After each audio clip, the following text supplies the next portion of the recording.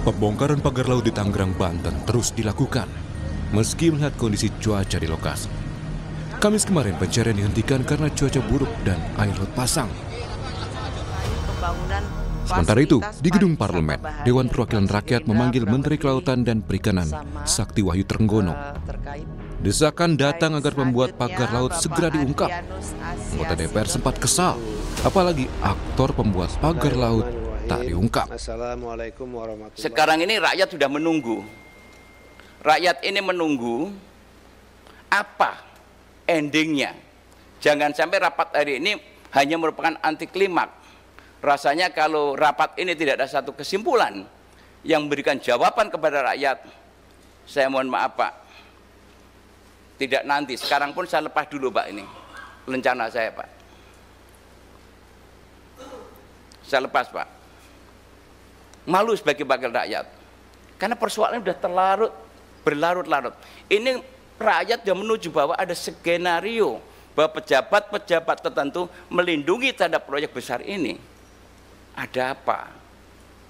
Gerangan. Ini serius Pak. Satu kejadian ini. Menjawab pertanyaan Komisi 4 DPR soal tak bisa ungkap dalang pagar laut Tangerang, Menteri Sakti Wahyu Trenggono berdalih tidak ada pihak perusahaan yang mengakui, sehingga hal itu menjadi kendala dalam mengungkap siapa dalang pembuat pagar laut. Menteri KP mengaku khawatir jika menuduh salah satu perusahaan namun tak berdasarkan bukti. Kita mencari siapapun yang kira-kira kan kalau seperti di Bekasi langsung ketahuan pimpinan. Di Bekasi kan PT-nya ada. Dari langsung kita bisa tahu, bisa kita bereskan dan bisa selesai. Yang ini nggak ada yang ngaku, terus gimana? Kalau ngakunya di media. Ya kan? Media ngaku. Kalau saya nuduh misalnya PT A, PT B, PT C, terus saya bilang buktinya mana, saya masang, kan susah juga saya. Nanti saya dituduh lagi seolah melindungi. Kementerian Kelautan dan Perikanan bersama TNI Angkatan Laut telah bekerjasama membongkar pagar laut di Tangerang. Saat rapat bersama dengan DPR, Kementerian KP berjanji mengusut pagar laut 30 km di Laut Tangerang. Tim Liputan, Kompas TV.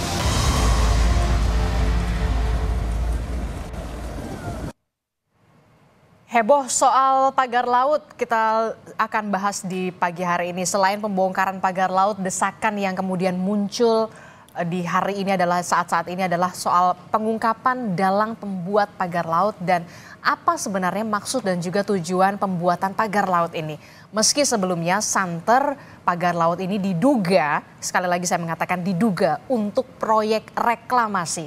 Kita akan ulas bersama di pagi hari ini dengan sejumlah narasumber. Ada Sekjen Konsorsium Pembaruan Agraria Mbak Dewi Kartika yang sudah hadir ke studio. Selamat pagi Mbak Dewi. Pagi. Terima kasih sudah hadir ke studio Orange Kompas TV. Terima kasih. Ya, kemudian melalui sambungan daring ada konsultan hukum pengembang PSN PIK 2, Pak Muanas Alaidit. Assalamualaikum Pak Muanas. Ya. Waalaikumsalam, selamat pagi Mbak. Iya, ini kan beberapa pekan belakangan kita dihebohkan ya soal pagar laut, pembongkaran pagar laut.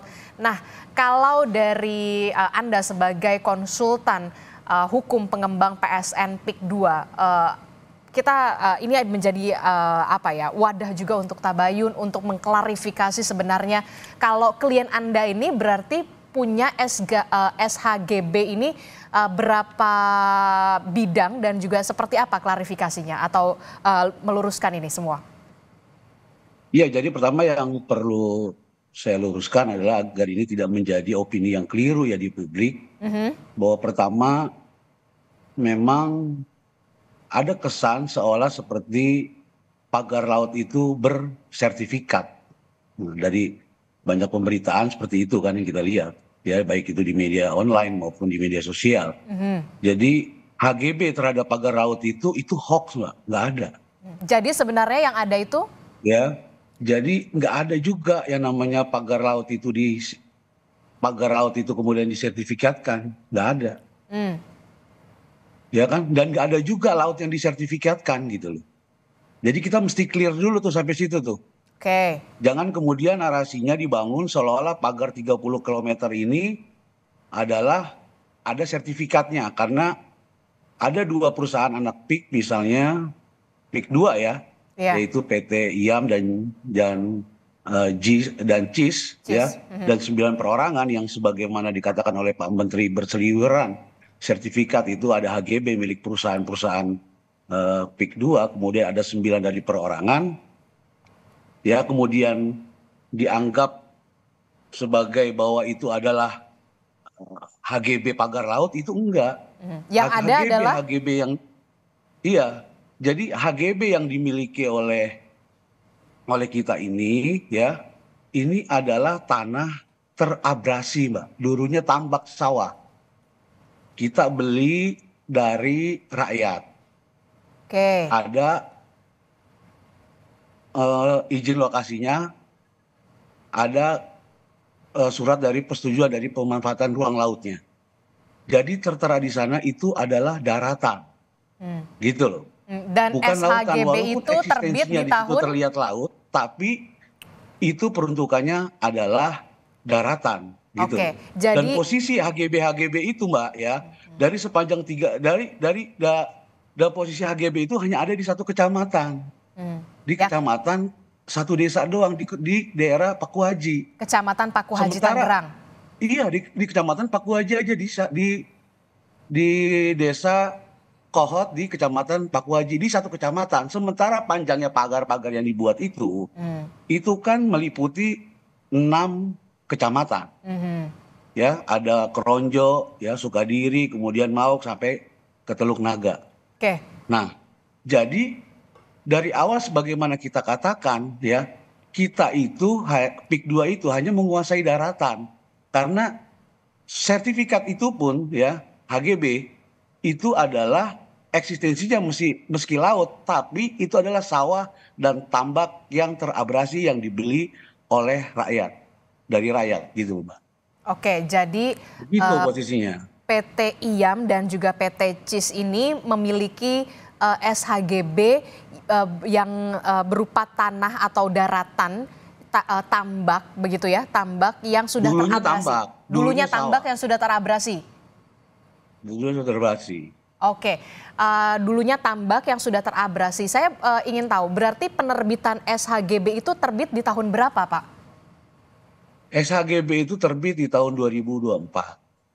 2024. Disertifikatkan itu di tahun 2023 sama warga. Karena kalau kita merujuk pada pernyataannya Pak Menteri ATR BPN pada saat itu, Pak Nusron mengatakan bahwa ditemukan dalam dokumen terbit Girik tahun 82, Mbak. Ya kan, dikatakan. Nah, pada saat itu kan sebetulnya kita masih menunggu tuh hasil dari pemeriksaan, memerintahkan kepada Dirjen SPPN untuk berkoordinasi dengan lembaga informasi geospasial. Apakah sertifikat itu berada di dalam garis pantai ataukah kemudian berada di luar garis pantai? Nah, ini yang saya kira berkaitan dengan itu. Mungkin itu kita akan cek dulu tentang kebenaran mana sertifikat-sertifikat yang dibatalkan, mana yang tidak. Karena kalau saya mencermati pendapatnya beliau, itu nampaknya ada sebagian yang kemudian dianggap bertentangan dengan bahasanya adalah alasan prosedur dan material ya. Tapi kan pastinya kita masih mengcross-check lah soal itu. Oke, jadi yang diluruskan Pak Muwanaz Alaidit adalah yang dimiliki atau dikuasai dalam tanda kutip PT IAM dan PT CIS ini adalah dibeli dari warga ya, berupa tambak. Iya, dari rakyat sih, Pak. Dari warga. Dari warga berupa tambak dan juga daratan yang terabrasi. Terabrasi. Dan itu SHGB terbit di tahun 2024. HGB di 2024, SHM-nya 2023 sama warga berdasarkan Girik tahun 82. Sebelum membeli itu apakah tidak dicek dulu, Pak? Tidak dicek dulu, benar nggak ini berupa tambak ataupun sawah yang memang terabrasi? Jangan-jangan memang sudah menjadi lautan. Ada pengecekan di situ? Kita kan justru kan kita namanya belanja lahan itu selalu cek fisik, cek surat kan. Oke. Ketika kita koordinasikan dengan BPN setempat, itu bisa diterbitkan, ya kita urus, gitu loh, Mbak. Jadi pada saat diukur itu memang masih ada tambaknya, masih ada sawahnya, bukan laut seperti yang banyak di media sosial hari ini? Oh enggak, jadi waktu itu memang kalau berdasarkan surat itu KPR-nya adalah daratan, Mbak. RT RW-nya daratan. RT RW-nya itu daratan gitu loh. Jadi ya itu kan apa? Kalau dalam surat tanah itu yang dilihat itu jangan existing ya, Mbak, gitu loh. Tapi tata ruangnya itu adalah peruntukan untuk daratan. Oke, saya ke Mbak Dewi. Mbak Dewi, bagaimana merespon ini? Kalau dari pihak Pak Muanas Alaidit begitu ya, selaku konsultan hukum PSN PIK 2 ini mengatakan PT CIS dan PT IAM ini membeli dari warga begitu ya, karena memang suratnya ini awalnya adalah berupa sawah, tambak, daratan yang terabrasi. Nah, bagaimana respon Anda? Ya. Sebenarnya masalah PIK 2 ini ataupun di luar PIK 2, jadi perlu kita tempatkan bahwa hak guna bangunan baik di darat maupun di laut yang ada sekarang menjadi kasus itu sama-sama melanggar. Jadi bahwa ada isu ini muncul dipicu karena ada dugaan HGB di laut itu pintu masuk saja. Tetapi kita perlu melihat lebih luas lagi karena apapun prosesnya ini bukan sekedar prosedural saja atau maladministrasi. Tetapi juga ada kejahatan yang sistematis menurut saya karena ini cakupan wilayahnya, tanahnya begitu luas. Kemudian dia dipecah-pecah menjadi ratusan hak guna bangunan. Artinya ini bagian dari modus mafia tanah. Jadi perkaranya bukan soal ini punya siapa. Itu sudah pasti ada kerja sistematis bancakan berjamaah dari semua pihak yang terlibat untuk mengambil keputusan dan para pemutus kebijakan yang bisa menerbitkan hak guna bangunan dengan ratusan jumlah bidang. Termasuk ada hak milik. Kita juga belum tahu kurang lebih 17 sertifikat hak milik itu punya siapa. Kok bisa menguasai menjadi bagian dari wilayah PIK 2. Nah, jadi kita tidak perlu bersilat lidah soal ini bukan punya aguan atau di luar aguan, tetapi proses-proses penerbitan hak guna bangunan itu menjadi problem. Itu yang nomor pertama. Yang kedua adalah kalaupun dibuat cerita nih, existing lapangannya sekarang adalah lautan. Mungkin dulu ceritanya adalah itu daratan, garis pantai. Tambak. Betul. Nah, HGB pun ada syaratnya ketika di pesisir pantai. Itu setidaknya 100 meter dari titik surut garis pantai. Kok bisa ada HGB yang itu adalah di titik surut pantai itu? Yang bisa jadi kalau kita bicara proses alam, bisa jadi itu melanggar hukum juga. Karena harusnya itu menjadi tanah yang common property, nggak boleh dihaki, nggak boleh disertifikatkan. Itu yang pertama. Kemudian kalau kita bicara normatif hukum, sekarang existing di lapangannya sudah laut. Di dalam pasal 35 sampai 40 Undang-Undang Pokok Agraria, hak guna bangunan itu hapus dengan sendirinya apabila tanahnya hilang. Nah, sekarang itu sudah otomatis. Ya otomatis HGB itu hilang itu kalau habis masa berlakunya. Itu artinya tidak masuk di dalam kriteria ini. Atau dicabut karena tidak memenuhi syarat. Artinya pemegang haknya itu sudah tidak memenuhi syarat. Pemerintah bisa mencabut. Itu kewenangan ATR penuh di situ. Atau tanahnya hilang. Jadi otomatis kalau sekarang misalnya Menteri Agraria mau mencabut, cabut. Karena aturan kita sudah jelas kok. HGB itu harus dicabut ketika tanahnya sudah hilang. Existing di lapangan jelas ada HGB yang terbit di atas laut sekarang. Existingnya secara de facto di lapangan. Jadi nggak bisa lagi ini soal darat atau laut. Ada banyak proses yang sebenarnya menjadikan ada monopoli luar biasa, monopoli atas tanah, atas izin atau hak yang terbit atas nama HGU itu kepada satu holding company. Yang kemudian dia dipecah-pecah. Tadi ada PT IAM, ada PT CIS, ada ratusan HGB. Nah, di dalam proses kita, KPA ini kan sudah 30 tahun ya, mengurusi masalah-masalah konflik agraria dan sengketa pertanahan. Ini bagian dari modus juga, kenapa dipecah-pecah kecil? Padahal holding company-nya kalau kita tracking, ya ini sama juga gitu loh. Bahwa mungkin ada pihak-pihak lain di luar itu, iya. Tetapi itu adalah modus supaya kalau kecil-kecil itu ngurusnya cukup di kabupaten, cukup di provinsi. Nah, tapi bukan berarti pusat nggak tahu. Jadi menurut saya, karena ini juga terjadi di proses masa transisi pemerintahan sebelumnya. Tapi ini terbitnya 2024 loh Mbak Dewi. Ya, tapi kan penetapan PIK 2 dan kasus PIK 2 itu sudah sebelum pemerintahan Prabowo juga sudah mengemuka. Masyarakat itu sudah banyak komplain. Jadi terhadap perusahaan yang sama. bahwa ada HGB di atas tambak rakyat, ada HGB di atas persawahan, ada HGB pemukiman, kemudian sekarang HGB laut. Jadi sebenarnya kita nggak bisa melihat ini parsial di titik sekarang. Tapi sekuin dari masalah ini sudah terjadi sejak lama. Pemagaran laut pun sejak lama. Nggak mungkin sepanjang 30 km itu pemerintah nggak ada yang seolah-olah nggak tahu gitu. Itu bukan sesuatu yang hanya skala kecil saja, ini skala masif, sistemik, dan ada bancakan yang bekerja di situ. Jadi ada bancakan yang bekerja ya berjamaah. Dalam ada yang menyebutkan ada dugaan penyimpangan dalam penerbitan HGB di sana. Ya, jadi bukan sekedar maladministrasi, cacat prosedural, tapi ini kerja sistematis. Yang seolah yang ilegal dilegalkan bisa itu. Karena artinya ini juga menjadi kritik sebenarnya. Kenapa KKP yang harus mengusut? KKP itu bagian dari problem. Jadi Pemda, KKP, Kementerian Agraria Tata Ruang, Kementerian Kehutanan, karena sebagian kabarnya itu masih status kawasan hutan yang di lokasi PSN. Jadi sebenarnya ini harus semua bertobat. Pengakuan dosanya harus dilakukan. Nah, DPR kalau mau bikin pansus itu penting menurut saya karena ini harus sudah lintas kementerian untuk diinvestigasi. Pasti ada proses-proses termasuk kalaupun tidak terlibat langsung dalam penerbitan HGB, perizinan perubahan tata ruang, tetapi membiarkan masalah ini berlalut tidak hanya di titik sekarang hari ini, tetapi ke belakang itu sudah ada muncul. Tetapi problemnya adalah belum menjadi heboh seperti sekarang.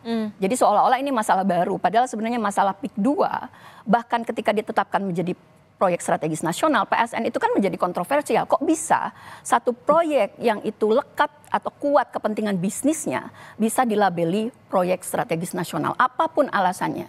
Karena lebih banyak kepentingan bisnis di dalamnya, bukan untuk kemaslahatan banyak masyarakat. Jadi menurut Anda pentingnya saat ini darurat untuk bisa membuat atau melakukan pansus DPR? Ya, selain pansus menurut saya KPK harus bergerak karena ada potensi terjadi korupsi, kolusi, manipulasi proses. Kemudian juga ombudsman turun kalau mau cek misalnya ini terjadi maladministrasi pertanahan. Kenapa bisa kok ada HGB, bahkan dibiarkan ketika misalnya ceritanya memang, taruhlah ceritanya benar ya, dia dulu daratan sekarang jadi lautan, kok dibiarkan? Padahal normatif hukumnya menyatakan HGB hapus dengan sendirinya kalau tanahnya sudah hilang, sudah berupa lautan, itu saja sudah memenuhi syarat untuk dicabut. Oke, kita tahan dulu Mbak Dewi. Respon Anda Pak Muwana Salaidit kalau dikatakan disebut ini sebenarnya maladministrasi begitu? Iya, pendapat sah-sah aja. Bagi saya juga pendapatnya Mbak Dewi terlalu subjektif gitu loh, tendensius. Ya, karena kalau tadi misalnya kita bicara soal masalah historis ya, Anda bisa lihat misalnya cek dong ke BPPD Tangerang.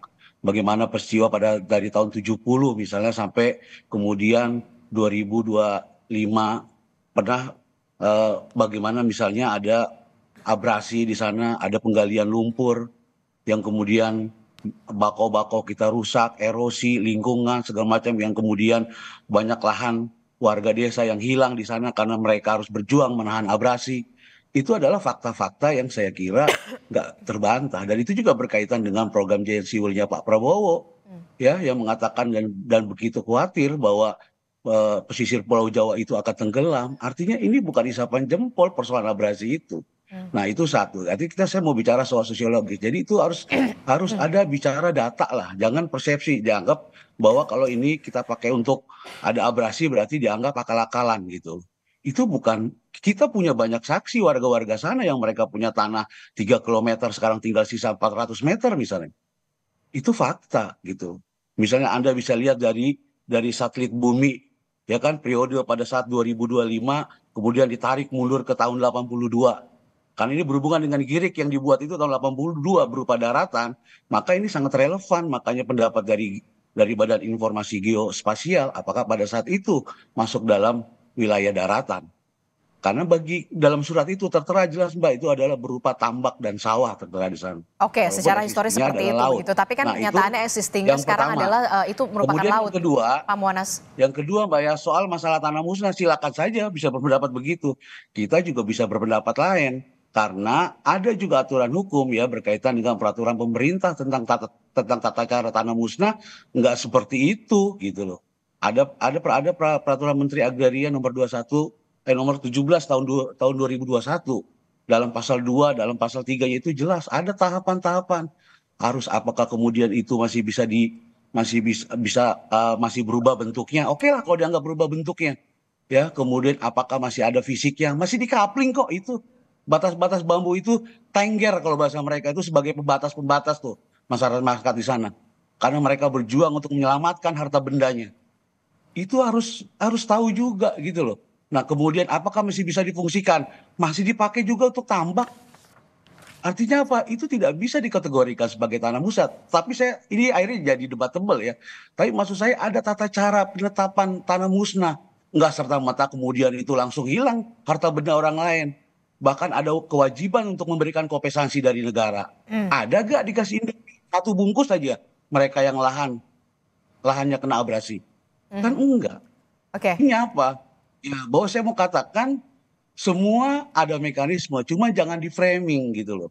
Di framing ya seolah-olah didiskreditkan untuk membentuk citra negatif kepada kita. Sebetulnya terhadap pagar-pagar bambu sepanjang 30 km itu, kita juga sebetulnya menyayangkan. Misalnya Pak Menteri harus saya nggak tahu juga, maksudnya apakah kita ingin menyelesaikan ini, makanya kemudian Kompas TV juga gitu loh Mbak. Sertifikat lain. Kita juga ingin sehingga opini publik kemudian tidak disesatkan bahwa seolah-olah pagar itu adalah milik dari PT gitu.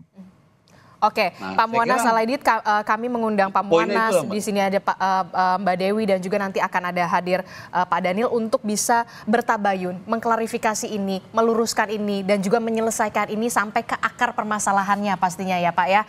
Jangan sampai kemudian ini berlarut-larut begitu ya soal pagar laut ini, karena ini juga menyangkut hajat hidup orang banyak begitu ya, terutama nelayan-nelayan yang menggantungkan hidupnya dari mencari ikan begitu ya. Saya akan sapa dulu Pak Daniel. Pak Daniel Johan, selamat pagi. Assalamualaikum Pak Daniel. Waalaikumsalam. Pagi Mbak semuanya. Iya, ini kan lagi heboh banget ya soal pagar laut begitu ya. Ada HGB, kemudian kemarin juga DPR juga sudah memanggil Menteri KP. Nah, kalau dari DPR sendiri, kalau tadi Mbak Dewi mengatakan ini perlu diadakan pansus. Nah, kalau dari DPR sendiri seperti apa untuk bisa mengurai benang yang kusut ini? Ya, terima kasih. Selamat pagi semuanya. Jadi kalau Komisi 4 ya sesuai dengan hasil rapat kerja kemarin itu sudah memutuskan dua hal. Yang pertama adalah Komisi 4 meminta agar Kementerian Kelautan dan Perikanan segera menuntaskan proses investigasi dan pemeriksaan atas pagar laut ini. Nah, kita memberikan waktu dalam waktu maksimal 20 hari kepada Menteri dan kami akan mengundang kembali, memanggil kembali Menteri untuk menjelaskan seluruh hasil dari proses investigasi pemeriksaan tersebut. Ya. Yang kedua adalah kita juga minta agar Kementerian KP itu segera melakukan koordinasi dan konsolidasi dengan instansi lain terkait dalam konteks penegakan hukum terhadap pelanggaran pagar laut ini. Nah, sehingga apakah dorongan masyarakat agar dibentuk pansus? Nah, kami sesama anggota itu sempat menyimpulkan kita berikan waktu 20 hari. Kalau misalkan memang belum ada progres yang besar yang dilakukan oleh Kementerian Kelautan, berikutnya mungkin Komisi 4 akan membentuk panja nanti untuk mendorong, memberikan penguatan. Jadi artinya Komisi 4 DPR ini mempersilahkan untuk memberikan waktu 20 hari dulu untuk penyelesaian begitu ya, ketika nanti 20 hari ini belum ada solusi yang kemudian konkret begitu untuk bisa penyelesaian soal polemik pagar laut ini, barulah kemudian DPR membentuk panja. Apakah tidak terlalu lama 20 hari? Bung Daniel Johan, jangan dijawab dulu, usai jeda kami kembali. Tetaplah bersama kami di Sapa Indonesia Pagi.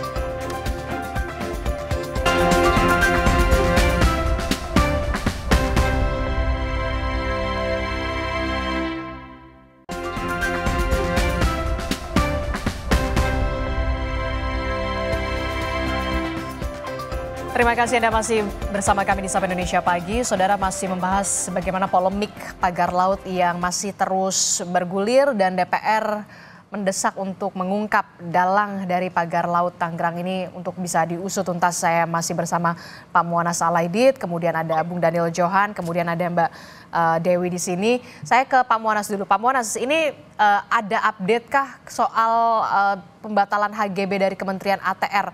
Apakah sudah ada di tangan dari Pak Muwanaz ataupun klien Anda atau seperti apa update-nya?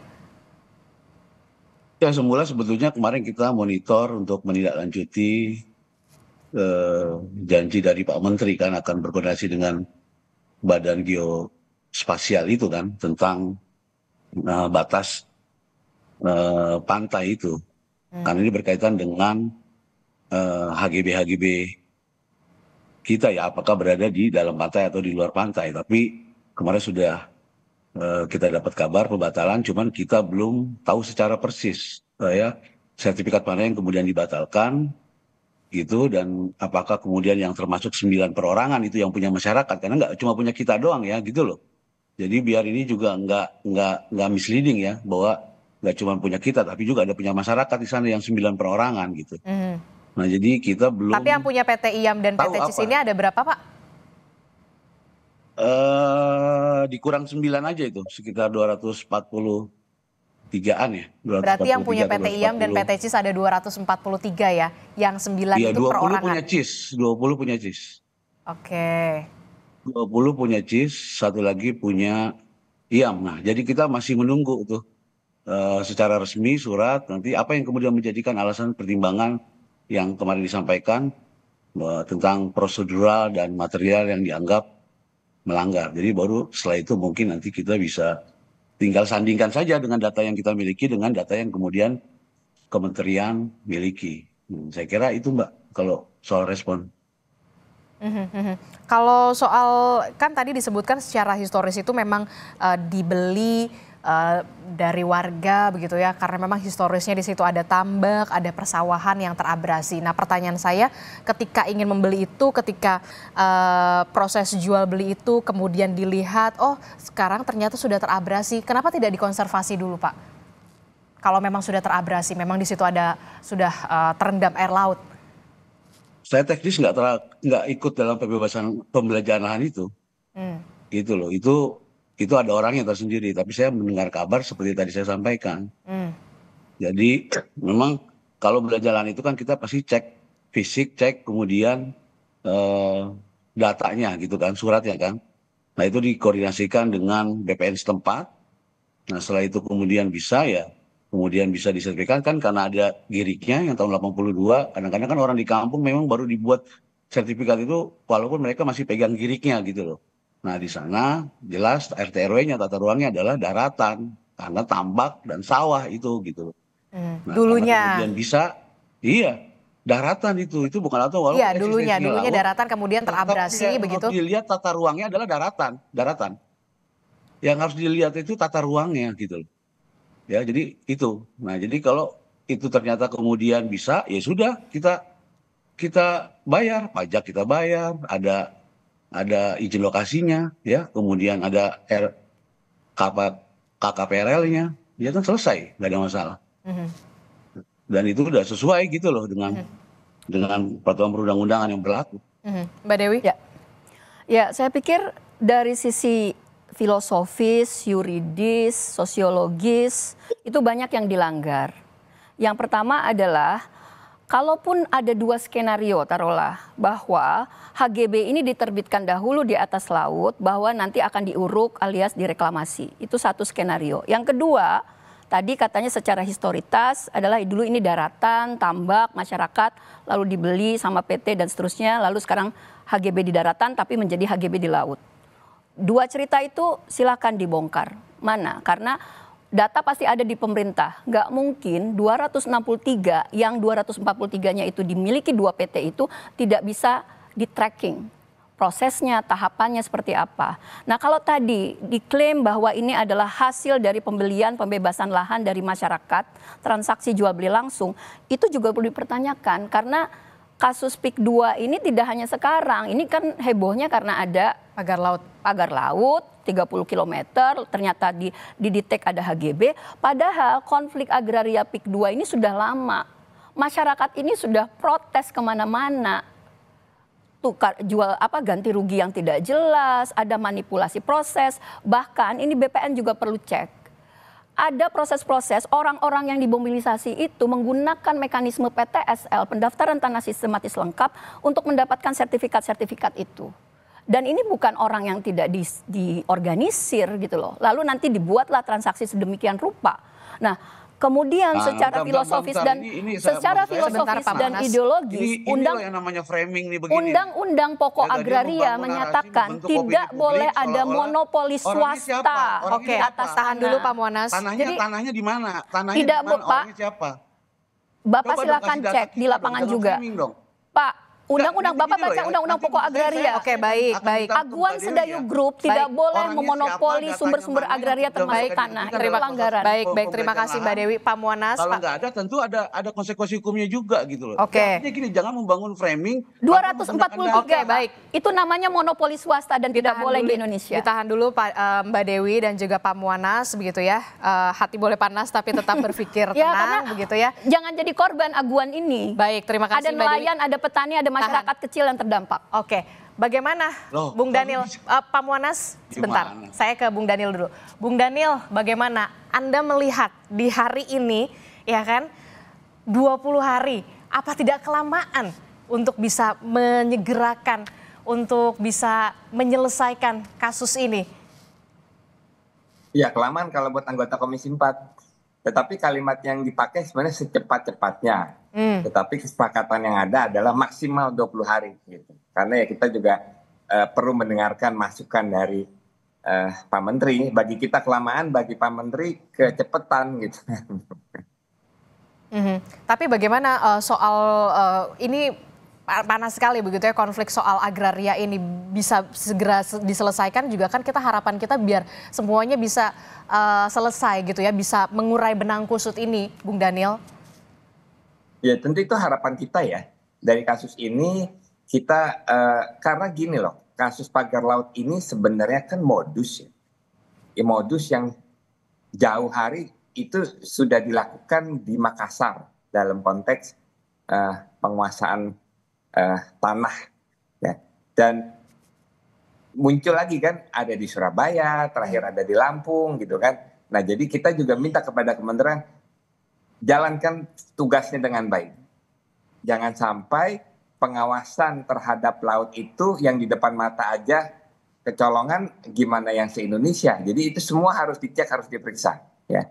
Nah yang kedua adalah lakukan penegakan hukum. Karena dalam konteks pagar laut di Tangerang itu ada sejumlah undang-undang yang dilanggar ya, mulai dari MK nomor 3, Undang-Undang nomor 1 2014, Undang-Undang nomor 32 2009 dan Undang-Undang nomor 5 1960. Yang mungkin yang paling berat ya itu Undang-Undang nomor 32 tahun 2009 karena perlindungan dan pengelolaan lingkungan hidup. Karena bila dianggap pelanggar itu bisa sampai 20 tahun itu. Oke, Pak Muanas silahkan. Ya kita menyerahkan sepenuhnya lah kepada pemerintah, kita apresiasi, termasuk kemarin pembongkaran kita juga mengapresiasi gitu, karena kita paling dirugikan dengan adanya pagar bambu itu justru. Akibatnya kemudian dijadikan alat serang untuk membentuk citra negatif kepada kita, seolah-olah itu kita yang buat, ya kan? Nah itu pertama. Kemudian yang kedua ya kita berharap kepada semua pihak termasuk ATR BPN ya, yang kemudian bicara soal pertanahan, kemudian KKP ya bicara soal masalah proses penyelidikan ya, supaya bisa bergerak biar cepat menuntaskan masalah ini ya. Tentu semua apapun kita akan bantu agar bisa memberikan keterangan yang sejelas-jelasnya terhadap persoalan ini, tetapi dengan mengedepankan azas praduga tak bersalah, saya kira itu. Itu aja, Mbak. Terima kasih. Oke, Bung Daniel, berarti kalau memang sebelum 20 hari atau setelah 20 hari ini belum ada solusi yang begitu signifikan terlihat begitu ya, DPR akan turun tangan dengan membentuk panja? Iya, kemarin kesepakatan dari kawan-kawan anggota Komisi 4 ya seperti itu, kita berikan waktu dulu 20 hari, ya, tapi kita berharap sebelum 20 hari sudah ada hasil yang signifikan sehingga kita bisa langsung mengundang Pak Menteri di dalam raker gitu. Tetapi ya maksimalnya 20 hari. Oke, Mbak Dewi bagaimana melihat tadi diselesaikan nanti ketika 20 hari akan setelah selesai 20 hari tidak selesai juga nanti akan dibentuk panja? Ya, saya pikir panja itu perlu dipercepat karena ini tidak hanya di Komisi 4 menurut saya. Komisi 2 juga harus turun tangan karena ada berkaitan dengan pertanahan. Nah, tapi yang pertama adalah kalau Presiden memang ingin segera menuntaskan ini, pertama yang harus dilakukan pertama itu cabut status PSN di PIK 2. Yang kurang lebih luasnya itu 1.700 hektar dari total 30.000 hektar. Itu kan PSN itu, status PSN itu membuat segala aturan di bawah itu bisa dipercepat sedemikian rupa. PSN ini dari 2020 sampai dengan 2024 sudah menyebabkan 154 konflik agraria, termasuk yang PIK 2 ini. Nah itu cabut dulu. Sehingga semua kementerian secara lintas sektor, KKP, Kementerian Agraria, Kementerian Kehutanan, Pemda bisa ikut membongkar ini ada apa sebenarnya di PIK 2 termasuk di sekitar areanya. Jadi kita lihat masalahnya. Kemudian harus ada upaya-upaya untuk memulihkan hak-hak masyarakat yang terampas dan diambil alih dengan tata cara yang tentu ini kita harus pertanyakan. Manipulasi prosesnya, tata caranya seperti apa, ganti kerugiannya bagaimana dan seterusnya. Nah kemudian kalaupun ada lahan-lahan kritis di seputar PIK 2 ini bukan harus dikapling-kapling ke perusahaan, tetapi sebenarnya Kementerian Lingkungan Hidup dan Kehutanan di zaman sekarang, di zaman dulu masa pemerintahan Jokowi dan sekarang Kementerian Kehutanan dan Lingkungan harusnya kerjasama untuk menkonservasi. Katanya Jakarta mau tenggelam, tetapi kenapa justru tanah-tanah dan pesisir pantai itu malah dikapling-kapling kepada perusahaan. Nah menurut saya ada aspek keadilan pemulihan rakyat yang harus dipulihkan, kemudian ada upaya-upaya untuk memulihkan lagi krisis alam yang terjadi di sekitar PIK 2. Nah baru setelah itu kita lihat mana sih memang yang betul layak untuk dikembangkan menjadi PIK 2. Jangan-jangan sebenarnya ada hasil-hasil dari 30.000 hektar PIK 2 itu, baik yang PSN maupun non-PSN, itu sebenarnya diperoleh dari tata cara yang melanggar hak-hak masyarakat, nelayan, petani, petambak, dan masyarakat di sekitar kawasan PIK 2 itu. Pemulihan hak-hak rakyat begitu ya, karena kan kita juga tahu begitu ya di Tangerang juga warga-warganya adalah mayoritas nelayan begitu ya. Dengan adanya pagar-pagar laut ini kemudian mereka juga agak kesulitan begitu ya, bukan agak kesulitan tapi memang kesulitan betul begitu ya untuk bisa menjaring ikan karena memang pagar laut ini begitu ya.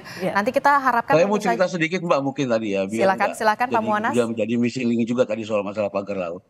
Berapa waktu lalu itu saya sempat ketika rame-rame soal pagar laut, saya tuh sempat dikirimin satu video foto-foto itu sama mantan bupatinya Kabupaten Tangerang 2 periode, Zaki Iskandar.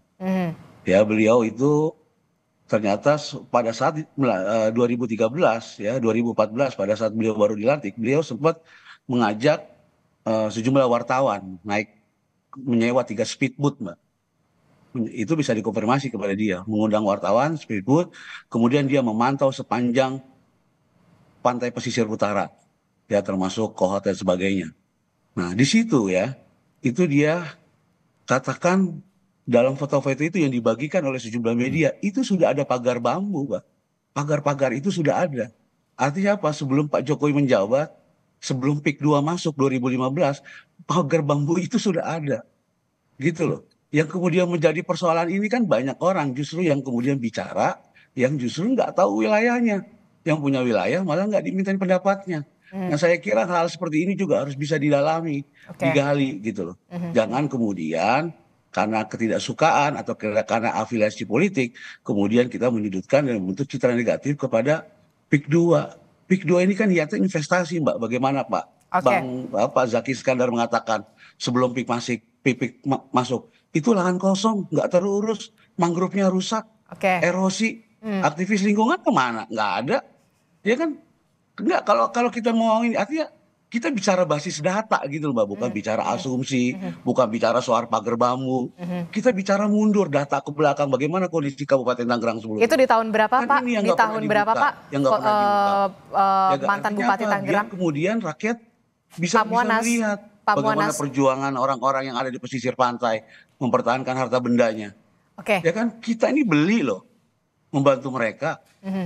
Ya kan nggak ada aktivis lingkungan yang kemudian membantu. Sekarang mereka bicara soal masalah lingkungan, masalah apa. Bandingkan dong dengan sebelumnya dengan kita. Itulah yang saya maksud. Kita bicara soal masalah basis data, termasuk persoalan-persoalan agraria. Oke, baik. Gitu, Mbak. Oke, baik. Pak Muanas, berarti itu di tahun berapa, Pak?